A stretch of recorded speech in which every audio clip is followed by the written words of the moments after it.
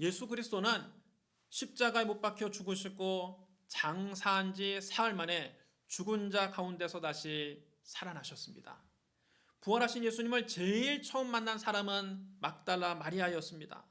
안식 후 첫날 새벽에 마리아가 예수님의 시신에 향품을 바르려고 예수님의 무덤을 찾아갔습니다. 놀랍게도 예수님의 무덤을 막고 있는 큰 돌은 이미 옮겨져 있었고 무덤은 비어 있었습니다. 예수님의 시신은 온데간데 없이 사라졌습니다. 막달라 마리아는 예수님의 시신이 없어졌다고 무덤 밖에서 울고 있었습니다. 그때 어떤 사람이 바로 자기 뒤에 서 있는 것을 보았습니다. 그가 물었습니다. 여자여, 어찌하여 울며 누구를 찾느냐? 마리아는 그가 동산 죽인 줄 알고 이렇게 말했습니다. 당신이 옮겼거든 어디에 두었는지 내게 이르소서. 그리하면 내가 가져가리이다. 그분은 바로 부활하신 예수님이셨습니다. 막달라 마리아는 부활하신 예수님을 자기 눈으로 보고도 알아보지 못했습니다. 그런데 익숙한 예수님의 음성이 들립니다. 마리아야. 그 음성을 듣고 마리아가 예수님을 알아봅니다. 마리아가 너무 반가워서 예수님께 다가가서 그 몸을 만지려고 하자 예수님께서 말씀하셨습니다. 나를 붙들지 말라. 내가 아직 아버지께로 올라가지 아니하였노라. 너는 내 형제에 가서 이르되 내가 내 아버지 곧 너희 아버지 내 하나님 곧 너희 하나님께 올라간다 하라. 막달라 마리아는 예수님 말씀대로 제자들에게 달려가서 부활하신 예수님을 만났다는 소식을 전했습니다. 하지만 그들은 예수님께서 살아나셨다는 것과 마리아에게 보이셨다는 것을 듣고도 믿지 않았습니다. 바로 그날 제자 중 2명은 시골로 내려가서 난 이제 농사나 지어야 되겠다 하며 예루살렘에서 25리 떨어진 엠마오로 내려가고 있었습니다. 부활하신 예수님이 가까이 오셔서 그들과 함께 걸어가셨지만 그들 역시 영의 눈이 가리워져서 예수님을 알아보지 못했습니다. 예수님께서 그들에게 말씀하셨습니다. 미련하고 선지자들이 말한 모든 것을 마음에 더디 믿는 자들이여, 그리스도가 이런 고난을 받고 자기 영광에 들어가야 할 것이 아니냐. 이 말씀을 하시며 예수님께서 성경을 풀어 그들에게 말씀해 주셨습니다. 날이 저물자 엠마오로 향하던 두 제자는 여관에 묵으려고 했고 예수님은 가시던 길을 더 가시려고 하셨습니다. 두 제자가 예수님 말씀을 더 듣고 싶어서 여관에 함께 묵을 것을 강하게 권했습니다. 예수님께서 그들과 함께 저녁 식사를 하실 때에 떡을 가지사 축사하시고 그들에게 나눠주셨습니다. 거기서 그들은 너무나 낯익은 장면을 보았습니다. 식사 때마다 떡을 들고 하늘을 우러러 감사기도 하신 예수님이 떠올랐습니다. 그때 그들의 영의 눈이 열려서 보니까 자기들 앞에 계신 분이 바로 예수님이셨습니다. 그런데 그들이 예수님을 알아보자마자 예수님은 홀연히 사라지셨습니다. 두 제자는 부활하신 예수님을 뵙고 흥분을 감출 수 없었습니다. 순식간에 슬픔은 기쁨으로, 실망은 소망으로, 근심은 안심으로, 낙심은 믿음으로, 절망은 희망으로 바뀌었습니다. 그들이 서로 말했습니다. 길에서 우리에게 말씀하시고 우리에게 성경을 풀어주실 때에 우리의 속에서 마음이 뜨겁지 아니하더냐. 시리에 빠져서 엠마오로 향하던 두 제자는 이제 큰 희망을 가지고 다시 예루살렘으로 달려갔습니다. 두 사람이 달려가서 남은 제자들에게 이 소식을 알렸으나 그들은 역시 믿지 않았습니다. 그 후에 11제자가 음식 먹을 때 부활하신 예수님께서 그들에게 나타나셨습니다. 너희에게 평강이 있을지어다. 제자들은 예수님을 십자가에 못 박아 죽인 유대인들이 두려워서 문을 걸어 잠그고 모여 있었는데 부활하신 예수님이 잠긴 문을 그대로 통과하여 그들 앞에 나타나신 겁니다.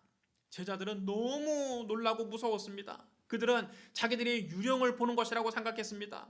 제자들이 자기들 두 눈으로 예수님을 뵙고도 믿을 수가 없었습니다. 제자들이 유령을 본 듯 놀라고 무서워하자 예수님께서 그들의 믿음 없는 것과 마음이 완악한 것을 꾸짖으셨습니다. 어찌하여 두려워하며 어찌하여 마음에 의심이 일어나느냐. 내 손과 발을 보고 나인 줄 알라. 또 나를 만져보라. 영은 살과 뼈가 없으되 너희 보는 바와 같이 나는 있느니라. 예수님께서 이 말씀을 하시고 못자국 난 손과 발을 그들에게 보여주셨습니다. 제자들이 못자국 난 주님의 손과 발을 보고 한편으로는 너무 기뻐하면서도 한편으로는 아직도 믿지 못하고 놀라워했습니다. 제자들이 아직도 반신반의하자 예수님께서 그들에게 물으셨습니다. 여기 무슨 먹을 것이 있느냐?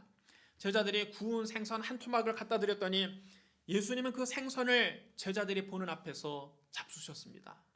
그런 다음 예수님께서 아주 중요한 말씀을 하십니다. 마지막 명령을 그들에게 남기십니다. 너희는 온 천하에 다니며 만민에게 복음을 전파하라.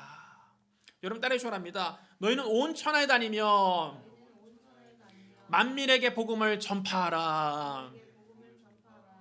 부활하신 예수님의 마지막 명령은 바로 복음 전파였습니다. 이 말씀은 너무나 중요하기 때문에 마가복음뿐만 아니라 마태복음, 누가복음, 요한복음 등 사복음서에 모두 다 기록되어 있고 심지어는 사도행전에도 기록되어 있습니다. 마가복음 28장 18절 20절에 이렇게 기록되어 있습니다. 하늘과 땅의 모든 권세를 내게 주셨으니 그러므로 너희는 가서 모든 민족을 제자로 삼아 아버지와 아들과 성령의 이름으로 세례를 베풀고 내가 너에게 분부한 모든 것을 가르쳐 지키게 하라. 볼지어다 내가 세상 끝날까지 너희와 항상 함께 있으리라. 누가복음 24장 46절로 49절에도 이렇게 기록됐습니다. 이같이 그리스도가 고난을 받고 제3일에 죽은 자 가운데서 다시 살아날 것과 또 그 이름으로 죄사함을 받게 하는 회개가 예루살렘에서 시작하여 모든 족속에게 전파될 것이 기록되었으니 너희는 이 모든 일의 증인이라. 요한복음 20장 21절에도 이렇게 기록되어 있습니다. 아버지께서 나를 보내신 것 같이 나도 너희를 보내노라. 사도행전 1장 8절에도 이렇게 기록되었습니다. 오직 성령이 너희에게 임하시면 너희가 권능을 받고 예루살렘과 온 유대와 사마리아와 땅끝까지 이르러 내 증인이 되리라. 그러면 여러분, 복음 전파는 예수님의 지상 명령입니다. 예수님의 최고의 관심사는 영혼 구원입니다.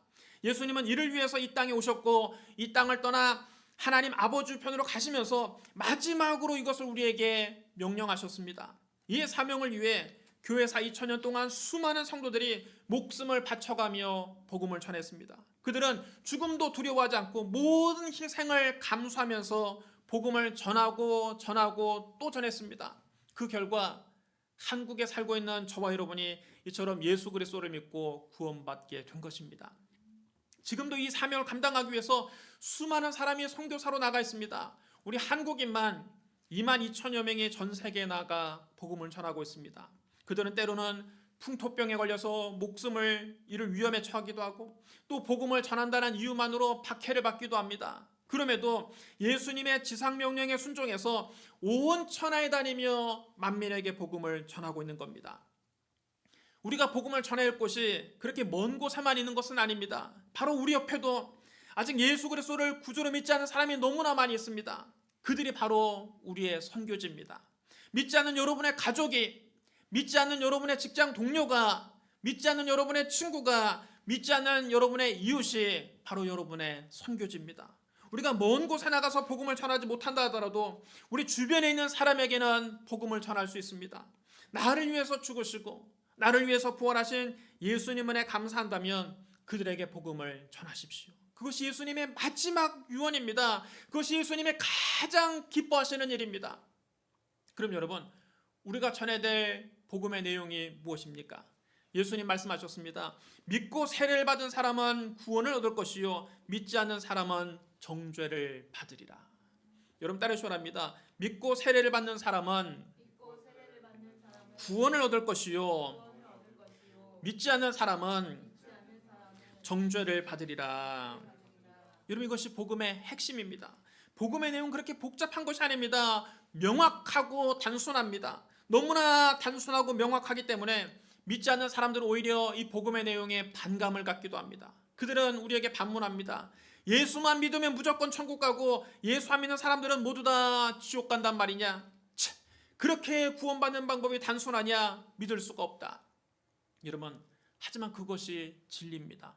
사람들은 구원을 받는다고 하면 무슨 대단한 감정이 느껴지고 막 가슴이 뛰고 흥분이 되고 눈물이 나야만 구원을 받은 것이라고 생각합니다. 그러나 여러분, 구원은 감정이 아니라 사실입니다. 우리가 하나님 말씀을 믿고 예수 그리스도를 나의 구주로 모시면 순식간에 구원받는 것입니다. 감정적으로 아무것도 안 느껴져도 이미 구원받은 것입니다. 말씀은 기관차요, 믿음은 연료차요, 감정은 객차입니다. 기관차와 연료차는 객차가 없어도 앞으로 나가는 것입니다. 그러나 객차는 그렇지 못합니다. 반드시 기관차와 연료차가 있어야만 앞으로 나갈 수 있습니다. 이와 같이 우리의 구원은 말씀과 믿음으로 이루어지는 것입니다. 감정은 단순히 그 뒤를 따라갈 뿐입니다. 어떤 특별한 감정이 느껴져야만 구원받는 것이 아니고 어떤 감정이 안 느껴지면 구원 못 받은 것이 아닙니다. 감정과 상관없이 말씀을 믿음으로, 말씀을 마음으로 믿고 이 입으로 예수님은 나의 주님이시다 시인하면 그 순간 구원받는 것입니다. 로마서 10장 9절로 10절에 이렇게 기록되어 있습니다. 네가 만일 네 입으로 예수를 주로 시인하며 또 하나님께서 그를 죽은 자 가운데서 살리신 것을 네 마음에 믿으면 구원을 받으리라. 사람이 마음으로 믿어 의에 이르고 입으로 시인하여 구원에 이르느니라. 여러분, 예수님을 여러분의 구주로 믿으시면 이 시간 큰 소리로 아멘 하시기 바랍니다. 여러분이 진심으로 믿고 입으로 시인했으면 여러분은 이미 구원 받은 것입니다. 여러분이 이미 하나님의 자녀가 된 것입니다. 이미 여러분 속에 성령님이 들어와 역사하십니다. 또 사람들은 구원받는 방법이 너무나 쉽고 간단하기 때문에 믿을 수 없다고 말합니다. 여러분, 구약 시대에도 그랬습니다. 이스라엘 자손이 광야 생활할 때 조금만 어려움이 닥치면 그들은 하나님을 원망하고 모세를 향해서 불평했습니다. 하나님께서 그들에게 불뱀을 보내셔서 그들을 물게 하셨습니다. 광야의 독사에 물린 사람들이 열이 펄펄 나서 죽게 됐습니다. 그제야 백성은 모세를 찾아와서 살려달라고 애원했습니다. 모세가 하나님께 기도하자 하나님께서 모세에게 말씀하셨습니다. 불뱀을 만들어 장대 위에 매달아라. 물린 자마다 그것을 보면 살리라. 모세가 하나님 말씀에 순종해서 놋뱀을 만들어서 그것을 장대 위에 높이 매달았습니다. 그리고 불뱀에 물려 죽어가는 백성들에게 외쳤습니다. 이것을 바라보라. 그러면 살 것이다. 그 말을 믿고 장대 위에 달린 놋뱀을 바라본 사람도 있고 그 말을 믿지 않고 놋뱀을 쳐다보지 않은 사람도 있었습니다. 놋뱀을 쳐다보지 않은 사람들은 내가 지금 뱀에 물려 이렇게 열이 펄펄 나서 죽어가는데 빨리 나에게 해독제를 줘야지 그깟 놋뱀을 쳐다본다고 살겠느냐, 뭐 사는 방법이 이렇게 간단하냐 하면서 하나님 말씀을 믿지 않은 것입니다. 그런데 믿음으로 장대 위에 달린 놋뱀을 바라본 사람은 살았고 하나님 말씀을 불신하고 놋뱀을 쳐다보지 않은 사람은 죽었습니다. 장대 위에 높이 달린 놋뱀은 바로 십자가 위에 높이 달리신 예수 그리스도를 상징하는 것입니다.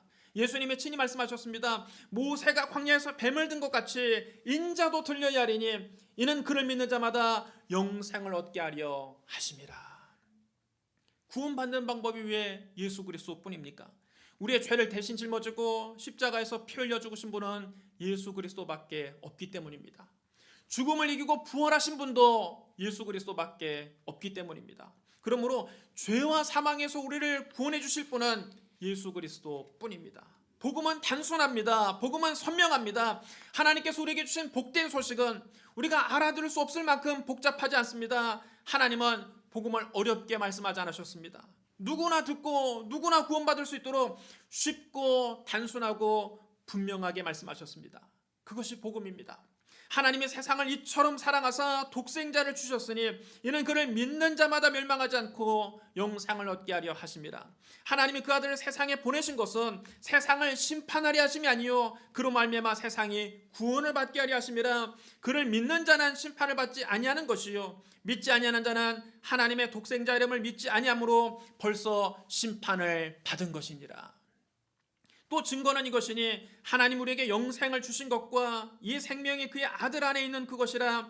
아들이 있는 자에게는 생명이 있고 하나님의 아들이 없는 자에게는 생명이 없느니라.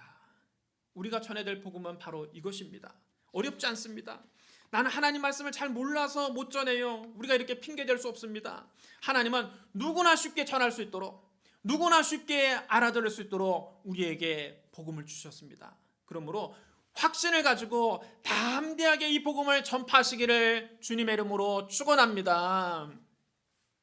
예수님 우리에게 복음을 전할 수 있는 권세도 주셨습니다. 예수님 말씀하셨습니다. 믿는 자들에게는 이런 표적이 따르리니 곧 그들이 내 이름으로 귀신을 쫓아내며 새 방언을 말하며 뱀을 집어 올리며 무슨 독을 마실지라도 해를 받지 아니하며 병든 사람에게 손을 얹은 즉 나으리라. 예수님은 누구나 쉽게 복음을 전할 수 있도록 하셨을 뿐만 아니라 우리가 능력 있게 복음을 전할 수 있도록 우리에게 권세도 주셨습니다. 바로 예수 이름의 권세입니다. 우리가 예수님 이름을 의지하고 나갈 때 귀신을 쫓아내며 새 방언을 말하며 뱀을 집어올리며 무슨 독을 마실지라도 해를 받지 아니하며 병든 사람에게 손을 얹은 즉 나을 것이라고 말씀하셨습니다. 예수는 우리가 예수 이름으로 귀신을 쫓아낼 것이라고 말씀하셨습니다. 바울이 아시아에 가서 복음을 전하려고 했는데 성령님께서 아시아에서 복음 전하는 것을 막으셨습니다. 그래서 바울이 비두니아에 가고자 했는데 그것도 성령님이 허락하지 않으셨습니다. 바울이 드로아에 내려가서 절망하고 기다리고 있는데 밤에 환상이 보였습니다. 마게도니아 사람 하나가 서서 그에게 청했습니다. 마게도니아로 건너와서 우리를 도우라. 바울이 이 환상을 보자마자 마게도니아로 떠났는데 그가 제일 처음 도착한 곳은 빌립보였습니다. 빌립보는 마게도니아 지역에서 가장 큰 도시요 당시 로마의 식민지였습니다. 이곳에서 바울이 며칠 동안 복음을 전했습니다. 하루는 바울과 실로가 기도하는 곳으로 가다가 점치는 귀신 들린 여종 하나를 만났습니다. 그는 점을 쳐서 주인에게 큰 돈벌이를 해주는 여자였습니다. 점은 이 여종이 치고 돈은 그 주인이 버는 그런 상황이었습니다. 그런데 이 여자가 바울과 그 일행을 따라다니면서 가는 곳마다 소리를 지르는 겁니다. 이 사람들은 지극히 높은 하나님의 종으로서 구원의 길을 너희에게 전하는 자다. 귀신도 여러분 사람을 알아봅니다. 이 귀신 들린 여종이 한 말이 틀린 말은 하나도 없습니다. 그러나 이 귀신은 바울과 그 일행을 돕기 위해서 그렇게 말한 것이 아니라 그들이 복음 전하는 것을 방해하려고 이렇게 자꾸 소리를 지르는 겁니다. 바울이 한참 사람들에게 설교를 하고 있으면 귀신 들린 여종이 일어나서 갑자기 소리를 지르는 겁니다. 이 사람은 지극히 높은 하나님의 종으로서 구원의 길을 너희에게 전하는 자다. 그러면 사람들이 모두 다 깜짝 놀라서 어리둥절하고 예배 분위기는 엉망이 됐습니다. 이 여자가 여러 날 이렇게 하자 바울은 너무나 괴로웠습니다. 그래서 바울이 돌이켜서 그 귀신에게 명령했습니다. 예수 그리스도의 이름으로 내가 너에게 명하노니 그에게서 나오라. 여러분 따라해 주시기 바랍니다. 예수 그리스도의 이름으로 내가 너에게 명하노니 그에게서 나오라. 그러자 귀신이 즉시로 나왔습니다. 예수님 말씀대로 예수 이름으로 귀신을 쫓아낸 것입니다. 또 예수님 우리가 새 방언을 말할 것이라고 말씀하셨습니다. 예수님께서 승천하시기 전에 제자들에게 말씀하셨습니다. 예루살렘을 떠나지 말고 내게서 들은 바 아버지께서 약속하신 것을 기다리라. 요한은 물로 세례를 베풀었으나 너희는 몇 날이 못되어 성령으로 세례를 받으리라. 제자들의 이 예수님 말씀대로 예루살렘에 있는 마가의 다락방에 모였습니다. 그곳에 120명의 제자들이 모였는데 그들은 성령 충만을 받기 위해서 열흘 동안 오로지 기도에 힘썼습니다. 오순절날이 이르자 호련히 하늘로부터 급하고 강한 바람 같은 소리가 그들이 앉은 온 집에 가득했습니다. 그리고 불의 혀같이 갈라지는 것이 그들에게 보이고 각 사람 위에 임했습니다. 그러자 그들이 다 성령의 충만을 받고 성령의 말하게 하심을 따라 다른 언어들로 말하기 시작했습니다. 당시 경건한 유대인들이 오순절 절기를 지키기 위해서 세계 각국으로부터 예루살렘에 와 있었습니다. 그들은 예수님의 제자들이 방언을 말하는 것을 듣고 깜짝 놀랐습니다. 그들은 신기하며 서로 말했습니다. 보시오, 말하고 있는 이 사람들은 모두 갈릴리 사람이 아니요. 그런데 우리 모두가 저마다 태어난 지방의 말로 듣고 있으니 이게 어찌 된 일이요. 바벨탑 사건 이후에 언어를 혼잡게 하신 하나님께서 복음이 땅끝까지 전파되게 하시려고 오순절날 성령 충만받은 제자들에게 방언을 말하게 하신 것입니다. 여러분 모두 다 성령의 충만을 받아 방언으로 기도하시기를 주님의 이름으로 축복합니다. 또 주님 말씀하셨습니다. 뱀을 집어올리며 무슨 독을 마실지라도 해를 받지 아니하며. 바울이 예수 그리스도의 복음을 전하다가 예루살렘에서 유대인들에게 체포됐습니다. 유대인들은 예수님을 죽인 것처럼 바울도 공의 앞에 세워서 심판한 다음 죽이려 했습니다. 그런데 바울은 로마 시민권자입니다. 그래서 함부로 죽일 수가 없었습니다. 바울은 자신이 로마 시민권자임을 밝히고 로마 황제 앞에 가서 재판을 받겠다고 했습니다. 유대 총독은 바울을 로마로 압송할 수밖에 없었습니다. 바울이 배를 타고 로마로 압송됐는데 항해하는 도중에 유라굴로라고 하는 광풍을 만났습니다. 여러 날 계속되는 광풍에 배 안에 있는 사람들은 거의 죽게 됐습니다. 그러나 하나님께서 바울과 그 일행을 지켜주셨습니다. 그들이 탄 배는 완전히 산산조각 났는데 그 배를 탔던 사람들은 모두 다 구조되어 한 섬에 상륙했습니다. 나중에 알고 보니 그 섬의 이름은 멜리데였습니다. 섬 주민들은 그들의 사정을 알고 그들에게 특별한 친절을 베풀어 주었습니다. 비가 내린 뒤라서 날씨가 추웠습니다. 그들은 불을 피워서 바울과 그 일행을 맞았습니다. 그들이 다 모닥불에 둘러앉아서 몸을 녹이고 있었는데 바울이 나뭇가지 한 아름을 모아다가 불에 던져 넣었는데 그 뜨거운 기운 때문에 독사가 거기서 튀어나와서 바울의 손에 매달린 것입니다. 섬 사람들은 그 뱀이 바울을 물고 있는 것을 보고 서로 말했습니다. 이 사람은 진실로 살인한 자로다. 바다에서는 구조를 받았으나 공의가 그를 살지 못하게 함이로다. 그가 정말 살인자라서 심판을 받았다는 것입니다. 그런데 바울은 그 뱀을 불 속에 떨쳐버리고는 아무런 해도 받지 않았습니다. 섬 사람들은 그가 독사에 물렸으니까 곧 맹독이 퍼져서 그의 몸이 퉁퉁 붓거나 갑자기 픽 쓰러져 죽을 줄로 알았습니다. 그런데 오랫동안 기다려도 바울에게 아무런 이상이 없자 그들은 이제 생각을 바꿔서 바울을 가리켜 신이라고 했습니다. 그때부터 그들은 바울을 극진한 예로 대접했고 바울이 하는 말을 귀담아 들었습니다. 그 결과 멜리데 사람들도 예수 그리스도를 믿고 구원을 받게 됐습니다. 뱀을 집어올리며 무슨 독을 마실지라도 해를 받지 아니하며 예수님 말씀대로 된 것입니다. 나아가 주님은 병든 사람에게 손을 얹은 즉 나으리라고 말씀하셨습니다. 제자들이 예수 그리스도의 이름을 의지해서 병자를 치료한 사건은 너무 많아서 다 열거하기 힘들 정도입니다. 베드로와 요한이 성전에 올라가다가 나면서부터 못 걷게 된 사람이 미문 앞에 앉아서 구걸하고 있는 것을 보았습니다. 베드로가 그에게 말했습니다. 은과 금은 내게 없거니와 내게 있는 이것을 너에게 주노니 나사렛 예수 그리스도의 이름으로 일어나 걸으라. 여러분 따라해 주랍니다. 나사렛 예수 그리스도의 이름으로 일어나 걸으라. 베드로가 그의 오른손을 잡아 일으키니 발과 발목이 힘을 얻어서 뛰기도 하고 걷기도 했습니다. 나면서 못 걷게 되니까 그들과 함께 성전으로 들어가면서 걷기도 하고 뛰기도 하면서 하나님을 찬송하는 놀라운 기적이 일어났습니다. 또 베드로가 여러 지방을 두루 다니며 복음을 전하다가 루다에 내려가서 거기에 사는 성도들을 방문했습니다. 거기서 그는 8년 동안이나 중풍병으로 침대에 누워있는 애냐라는 사람을 만났습니다. 베드로가 그에게 말했습니다. 애냐야, 예수 그리스도께서 너를 낫게 하시니 일어나 네 자리를 정돈하라. 여러분 따라해 주랍니다. 예수 그리스도께서 너를 낫게 하시니. 그러자 그가 곧 일어났습니다. 그것을 보고 루다와 사론에 사는 모든 사람이 주님께로 돌아왔습니다. 바울이 루스드라에 갔을 때 그곳에 발을 쓰지 못하는 한 사람이 있었습니다. 그는 나면서부터 걷지 못하게 돼서 평생을 걸어본 적이 없는 사람이었습니다. 바울이 이 사람이 바울이 전하는 복음을 주의 깊게 듣고 있었습니다. 바울이 그에게 고침받을 만한 믿음이 있는 것을 보고 큰 소리로 말했습니다. 네 발로 바로 일어서라. 그러자 그가 벌떡 일어나서 걷기 시작했습니다.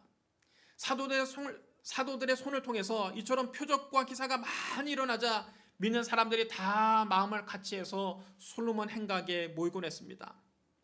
믿고 주님께 나오는 사람이 더 많으니 남녀의 성도들이 큰 무리를 이루게 됐습니다. 심지어 병든 사람들을 거리로 메고 나와서 침상이나 자리에 눕혀놓고 베드로가 지나갈 때 베드로의 그림자라도 그들에게 덮이기를 바랬습니다. 또 사람들이 바울의 몸에서 손수건이나 앞치마를 가져다가 병든 사람에게 얹으면 그 병이 떠나가고 악귀도 나갔습니다. 바울과 베드로만 이렇게 치유 사역을 한 것이 아닙니다. 사마리아에 내려가서 복음을 전했던 빌립 집사도 복음을 전하고 병든 사람을 고쳤습니다. 사도행전 8장 5절로 8절이 이렇게 기록되어 있습니다. 빌립이 사마리아 성에 내려가 그리스도를 백성에게 전파하니 우리가 빌립의 말도 듣고 행하는 표적도 보고 한 마음으로 그가 하는 말을 따르더라.